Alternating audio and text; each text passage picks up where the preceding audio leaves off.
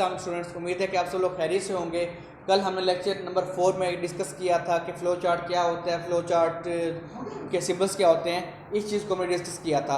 आज हम flow chart के एडवांटेजेस, डिसएडवांटेजेस, गाइडलाइंस को हम डिटेल्स डिस्कस करेंगे और इसकी एक दो एग्जांपल भी हम आज डिस्कस करेंगे। तो चलते हैं अपने लेक्चर की तरफ। जो उसमें पहला टॉपिक हमारे पास है जी फ़्लो चार्ट का, जो आज हम डिस्कस करना है, guideline for drawing a flow chart. Guideline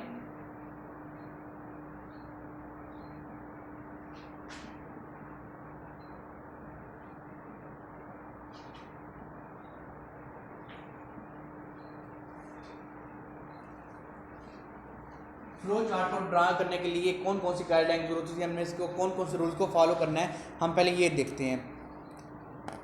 आप अपने बुक का पेज नंबर 8 खोल लेंगे, जो लास्ट है 1.4.2 है। इसको आप, मैं रीडिंग करता हूँ, आप इसको देखेंगे। Guideline for drawing a flow chart. In drawing a flow chart all necessary requirement should be listed in ना लॉजिकल ऑर्डर। मतलब आपने क्या, जब आप फ्लो चार्ट को डिज़ाइन करना है तो आपने जो भी नेसेसरी रिक्वायरमेंट्स हैं इसके अंदर जो फॉलो करनी है, आपने उनको एक लॉजिकल ऑर्डर के अंदर लिख लेना है, आपने उनको लॉजिकल ऑर्डर के अंदर लिस्ट कर लेना है। उसके बाद बी हमारे पास है, the flow chart should be clear, not neat and easy to follow. There should not be an ambiguity in understanding the flow chart. Flow chart हमारा जो होना चाहिए वो बिल्कुल नीट एंड क्लीन होना चाहिए, इसके ताकि इजीली उसको फॉलो किया जा सके। इसके लिए इसमें हमें कोई भी एम्बिग्विटी या कोई भी अपने मुश्किल नहीं बनाना, ताकि हमारे समझने में मुश्किल हो। Only the usual direction of the flow chart is from top to bottom, left to right. Flow chart जब भी डिफाइन करना है वो क्या होगा, या टॉप टू बॉटम होगा या लेफ्ट टू राइट होगा। फ्लो चार्ट आपने जब भी बनाना है टॉप टू बॉटम या लेफ्ट टू राइट। उसके बाद डी है, only one flow line should come out from the process symbol. मतलब कि वो डी पार्ट के अंदर हमें बता रहा है, आपने जब भी प्रोसेस को डिफाइन करना है, ये प्रोसेस के अंदर सिर्फ एक ही वन फ्लो लाइन होगी, वन फ्लो लाइन, एक ही फ्लो लाइन, उससे आ भी नहीं होगी, उससे जा भी नहीं होगी। मतलब एक से ज्यादा फ्लो लाइन आप उस पर नहीं रख सकते। आपने जब भी प्रोसेस को डिफाइन करना है तो उसके अंदर सिर्फ आपने एक ही फ्लो लाइन को बताना है, एक ही फ्लो लाइन उस पर काम, उस पर वर्क कर रही होगी। फॉर एग्जाम्पल जैसे हमने या टॉप टू डाउन, उसमें सिर्फ एक ही लाइन आ रही होगी उस, और उससे एक ही लाइन निकल रही होगी, एक से ज्यादा लाइन प्रोसेस से नहीं निकल रही होगी, एक से ज्यादा लाइन प्रोसेस से नहीं निकल रही होगी, एक से ज्यादा लाइन प्रोसेस से नहीं निकल रही होगी। फिर किसमें आप बेसिक लेफ्ट राइट कर लें, अगर लेफ्ट राइट में जाना है तब भी उसके अंदर सिर्फ एक ही फ्लो लाइन होगी।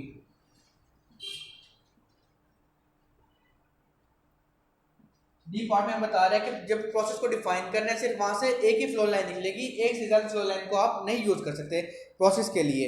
इसी तरह जो हमारे पास नेक्स्ट ई पार्ट है, ई पार्ट में कह रहे हैं only one flow line must enter in a decision but two flow lines one of each possible answer must leave. अब हमारे पास डिसीजन है, ये कंडीशंस है, उसके अंदर आपके पास लाइन इंटर एक होगी, लेकिन उससे लाइन आउट दो या दो ज्यादा हो सकती है। जो हमारे पास डिसीजन है, डिसीजन के अंदर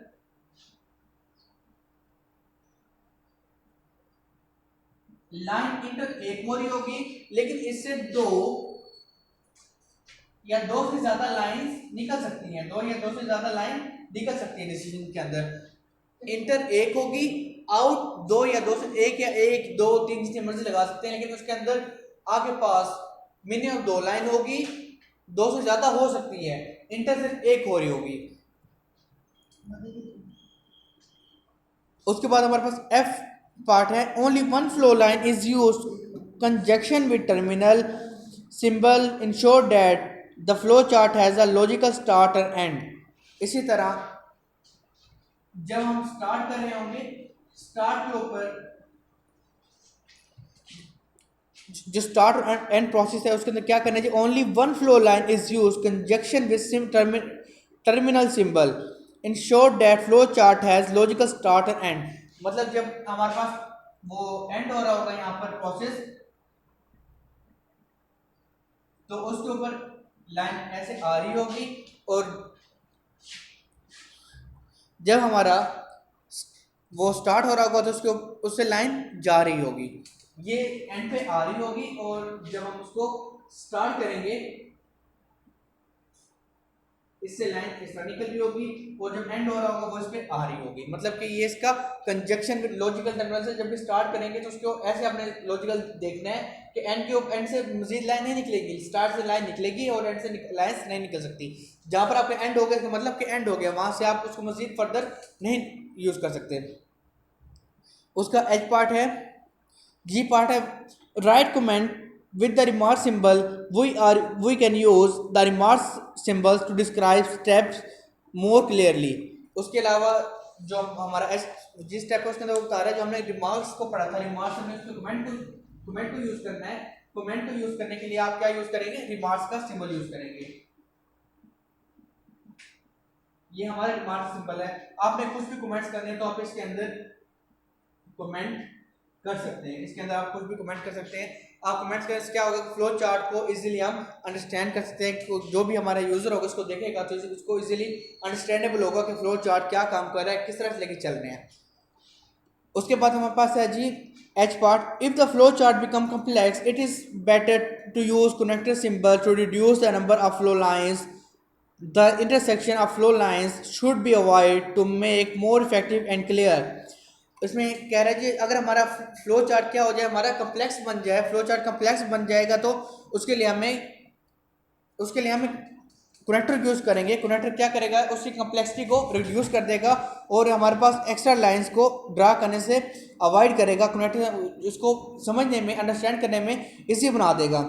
और आई पार्ट हमारे पास है, it is useful to test the validity of the flow chart by processing through it with the simple test data.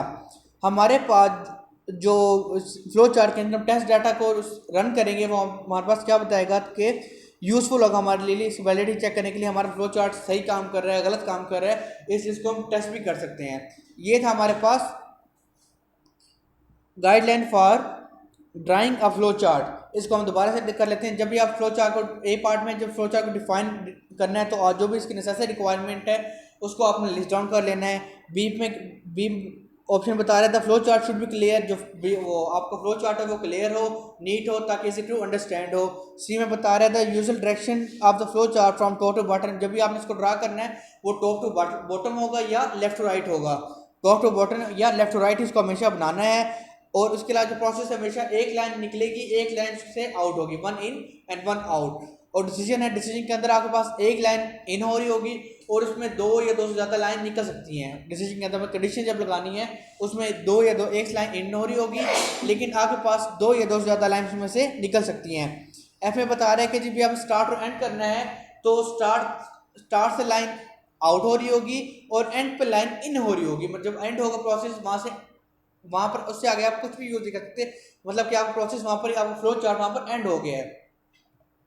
इसी तरह एफ पार्ट में उसने जी पार्ट में बताया जी अपने रिमार्क सिंबल को यूज़ करना है। रिमार्क्स के सिंबल्स क्या होगा कि आप इसको फ्लो चार्ट के तमाम प्रोसेस को डिफाइन कर सकते हैं कि हमने क्यों यूज़ किया, किस तरह यूज़ किया, इसके ताकि वो हमें समझने में आसानी दे दे। और एच पार्ट में उसने डिफाइन किया है कि अगर आपका फ्लो चार्ट कॉम्प्लेक्स बन गया है, बहुत बड़ा बन गया है फ्लो चार्ट, तो आप कनेक्टर भी यूज़ करें ताकि आपके फ्लो लाइंस कम से कम यूज़ हों। फ्लो जितनी ज़्यादा फ्लो लाइंस होंगी उतना ज़्यादा आपका वो कॉम्प्लेक्स बनेगा, इसलिए आप क्या यूज़ कर लें, इसमें कनेक्टर यूज़ कर लें। और आई पार्ट में वो डिसाइड बता रहा है कि जब भी आपने उसको फ्लो चार्ट को बनाना है तो आपके लिए क्या, it is useful to test the validity of the flow chart by passing through it with a simple test data.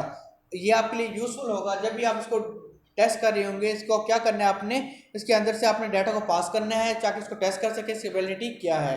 उसके बाद हमारे पास है advantages of flow chart. Advantages नहीं, ये फ्लो चार्ट के एडवांटेजेस क्या है, advantages of flow chart. Advantages of flow chart,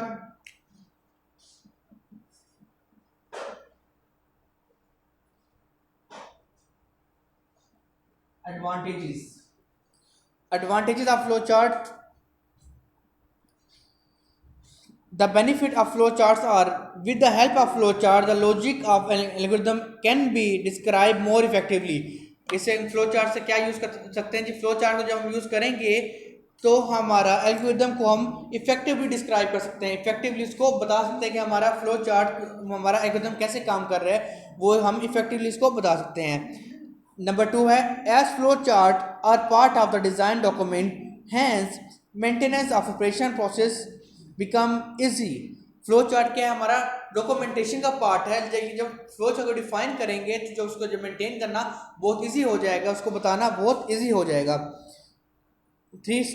number 3 steps है the flow chart act as guide for program development therefore help to program to put efforts more efficiently on the underline program. Flow chart क्या कर रहा है, हमारे पास इससे guidance बता रहा होता है कि हमें इसको कैसे रन करना है, किस तरह से हम इसको लेके चलना है।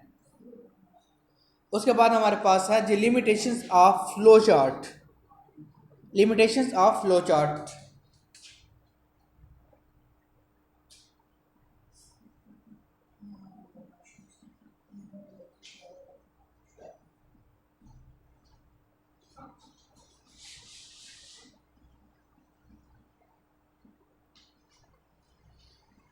फ्लो चार्ट की लिमिटेशन क्या क्या हैं, तो आप बुक पे देखेंगे जी। नंबर पॉइंट 1 है it is difficult to draw flow chart for complex problem. जो हमारे पास कम्प्लेक्स प्रॉब्लम होती हैं उसके लिए हमें इसको ड्रा करना बहुत ही ज़्यादा मुश्किल हो जाता है। फ्लो चार्ट को ड्रा करना कम्प्लेक्स प्रॉब्लम के लिए बहुत ज़्यादा मुश्किल हो जाता है। If alternation are required the flow chart is to redrawn. अगर फ्लो चार्ट में हमने कोई चेंज ही करना हो तो उसको रीड्रा करना पड़ेगा, इसके अलावा उसका कोई हल नहीं है। मतलब इसमें आपका टाइम थोड़ा सा कंज्यूम होगा दोबारा से। इसके दो लिमिटेशंस है कि फ्लो चार्ट कम्प्लेक्स प्रॉब्लम को फ्लो चार्ट में डिफाइन करना बहुत मुश्किल काम है, और उसके अलावा आप उसमें कोई चेंजिंग रिक्वायर्ड है तो आपको उसको दोबारा से रीड्रा करना होगा, जो कि आपका टाइम कंज्यूमिंग हो सकता है।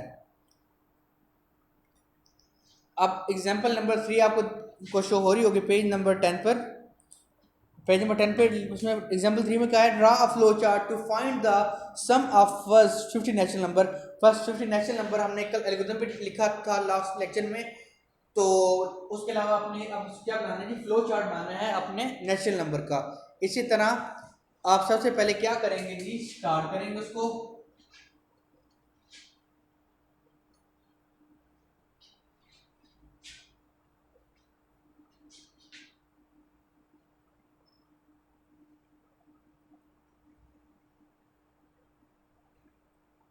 ये हमारा यहाँ से स्टार्ट होगा। स्टार्ट के बाद हम उसके अंदर जो वेरिएबल्स हैं उसको हम क्या कहेंगे कि हमारा प्रोसेस है। प्रोसेस के अंदर हम क्या करेंगे जी, वेरिएबल को डिफाइन कर रहे होंगे। ये प्रोसेस में क्या करेंगे, पहले एक वेरिएबल डिफाइन किया सम इज इक्वल टू 0। अगला वेरिएबल डिफाइन किया कि हमने इसके अंदर n इज इक्वल टू 0। और इसी तरह हमने जो उसके बाद नेक्स्ट है उसमें हमें कर देना है जी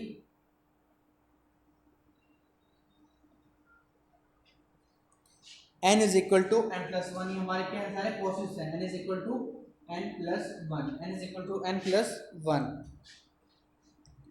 और जो सम के अंदर से हम डिफाइन कर देंगे सम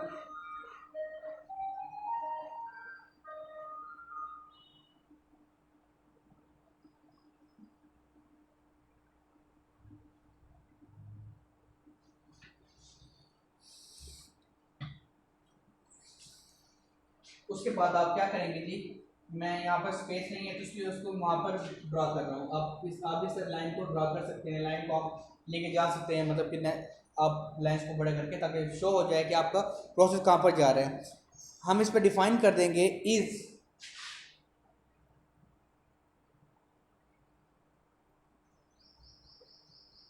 n इज इक्वल टू 50। अगर 50 हो गया तो हम क्या करवा देंगे कि प्रिंट सम, और अगर और उसके बाद क्या हो जाएगा जी, एंड हो जाएगा हमारे पास।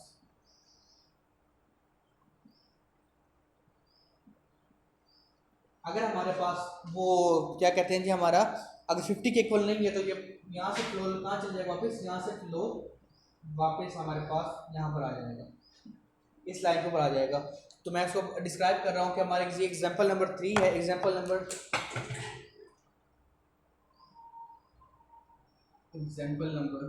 3 इसका हमने फ्लो चार्ट बनाना है। एग्जाम्पल नंबर 3 है क्या कि हमने फर्स्ट 50 नंबर का हमने सम काउंट करना है। इसके लिए सबसे पहले क्या होगा, प्रोसेस को आप स्टार्ट करेंगे। जब प्रोसेस स्टार्ट हो जाएगा तो आप ये क्या ले लेंगे जी, प्रोसेस स्टार्ट होगा जिसमें आप पहले सम इज इक्वल टू 0, आप वेरिएबल लिया सम इज इक्वल टू 0, एक वेरिएबल लिया एन इज इक्वल टू 0, इसमें आपने को दोनों को इक्वल करवा दिया। और उसके बाद आपने क्या कहा जी, N is equal to N plus 1, मतलब कि एन में क्या 0 से स्टार्ट हो जाए और 0 plus 1 plus 2 plus 3 plus 4 plus 5 यहाँ तक चलता रहेगा। और जो आ रहा होगा वो क्या होगा सम के अंदर ऑटोमेटिकली, जैसे सम हमारे पास 0 था, पहले इसमें 1 आएगा, फिर 2 आएगा, फिर 3 आएगा, फिर 4 आएगा, फिर 5 आएगा, 6 7 प्लस 8, इसी तरह ये 50 तक चलता रहेगा। ये इसके अंदर सम होता रहेगा ऑटोमेटिकली। तो इसके बाद हमने कंडीशन लगा दी, अगर वो हमारा जो नंबर है वो 50 पूरे आ गए हैं तो क्या करें, इसका सम लेके सम प्रिंट करवा दें। अगर 50 तक नहीं आया, फॉर एग्जाम्पल 48 47 आप पीछे है नंबर, तो ये प्रोसेस यहाँ से मूव करता रहेगा। प्रोसेस मतलब कि यहाँ पर जो आप प्रोसेस है वो इधर ही घूमता रहेगा। जब तक वो 1 से स्टार्ट होगा, यहाँ पर 1 से स्टार्ट होगा, 1 2 3 4 5 इस तरह चलते रहेगा जब तक 50 नहीं आ जाएगा। ये प्रोसेस आपका इस तरह चलता रहेगा। जैसे 50 नंबर पूरे हो जाएंगे, मतलब 1 से 0 से लेकर 50 तक नंबर पूरे होंगे, तो वो क्या करेगा जी, आपको उसका सम प्रिंट करवा देगा। और सम प्रिंट करवाने के बाद ये प्रोसेस अब हमारा जो फ्लो चार्ट है वो इसका एंड हो जाएगा। तो स्टूडेंट्स, ये हमारा आज तक का लेक्चर था। इसमें हमने फ्लो चार्ट के एडवांटेज, डिसएडवांटेजेस, उसकी लिमिटेशंस और एग्जाम्पल को डिस्कस की। उम्मीद है कि आपको फ्लो चार्ट पूरा समझ आ गया होगा। ये बहुत ही इंपॉर्टेंट टॉपिक है एग्जाम के पॉइंट ऑफ व्यू से। अक्सर एग्जाम में इसकी डेफिनेशंस, इसके एडवांटेजेस, इसके सिंपल एमसीक्यूज में आ जाते हैं, या शॉर्ट क्वेश्चन में आ जाता है कि कोई से 5 सिंबल्स लिखो, 2 नंबर का क्वेश्चन आ जाता है। तो इसलिए आपने इसको लाजमी इसको तैयार करना है। आज की डायरी है वो आप नोट कर लें।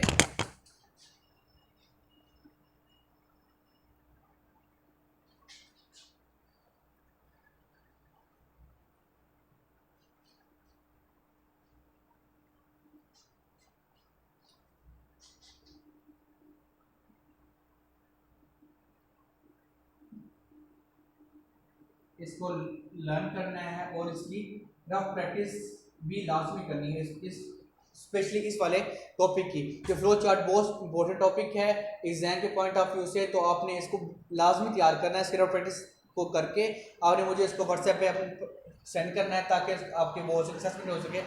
आज तक के लिए इतना ही। इंशाल्लाह नेक्स्ट लेक्चर में हाजिर होंगे। अल्लाह हाफिज़।